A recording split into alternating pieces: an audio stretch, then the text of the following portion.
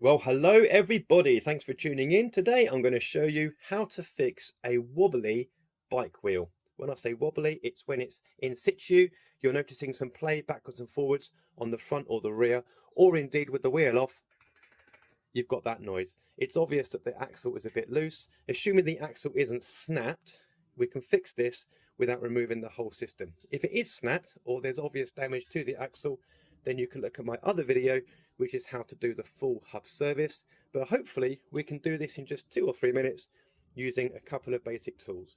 You need a cone spanner, ideally. These are extra thin, enabled to get hold of the cone nuts here.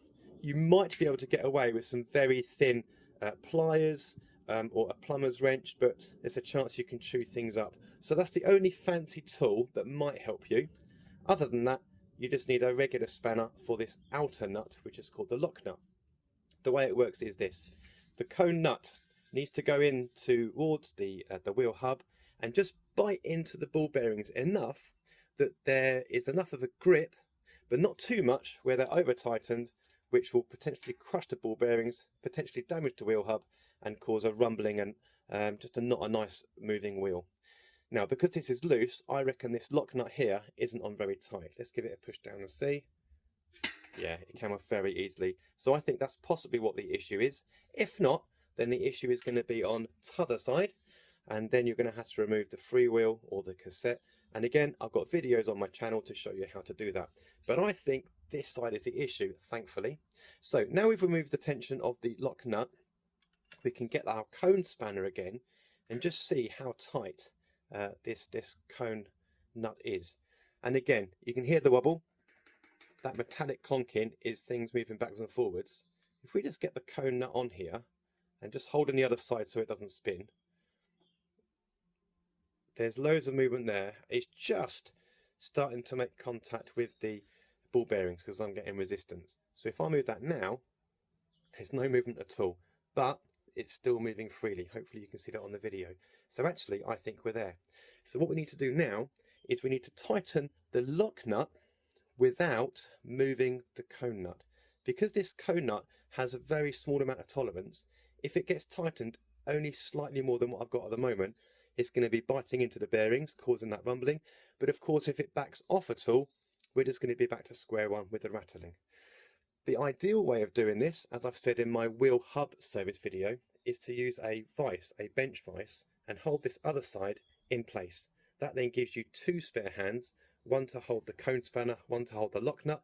But I'm very mindful that a lot of people don't have a vise, so I'm going to try and do this without the vise, and hopefully we'll do it in our first attempt. So again, we're going to get the cone spanner to tighten the cone nut, not stupidly tight, just where it's meeting the ball bearings, and then we're going to hold it in place with the cone spanner, and I'm going to hold the cone spanner with the spokes. Let's bring this up a little bit.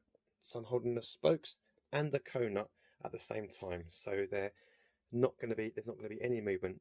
And then with my spanner here, this is a 17mm, I'm going to get the lock nut and I'm going to tighten this quite tightly. Now, as I'm tightening, the actual axle was moving as well.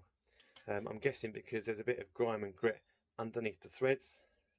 So it might be that it has just actually gone and untightened the cone a little bit. Oh, not too much. Okay, so what we're going to do is we're going to tighten the cone nut just a tiny bit more, and I'm going to use the lock nut on the other side just to help that process. So I'm going to bring this around a bit.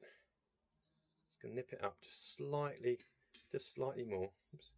In fact, a lot more. There we go. And I think we're possibly about there. But hopefully you can see then that's why it's helpful to have a vise. What this wrench has just done on this side is essentially just acted like the vise. So we could now put another 17mm spanner onto this side. But again, I'm trying to do this to show those of you without lots of tools that it can be done. So the cone nut is in place. We're now going to tighten again, and hopefully this axle's not going to move as I tighten. Yeah, it's moving a bit, but not too much, so hopefully we'll be in business. Let's have a look. Yeah, wobble's gone, no play, and yet that is moving really freely, so there's no issue there at all. Look at that movement, nice and smooth. So folks, this is doing it without a hub service. Ideally, of course, if you're going to do the Tour de France or you've had the bike for a long time and you know there's been water ingress and everything else, then of course you're going to want to do a service. But if you've got a bit of a wobble, you're getting annoyed with it and you just want to tighten things up with basic tools, that is how you do it.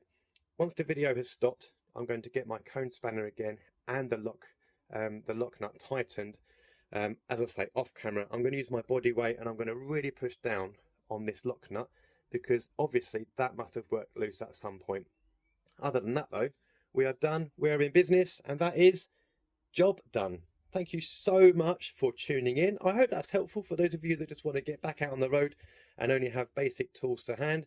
Either way, please please spend a few seconds just clicking that subscribe button, and then it makes it all worthwhile. Thanks ever so much, and I'll see you next time.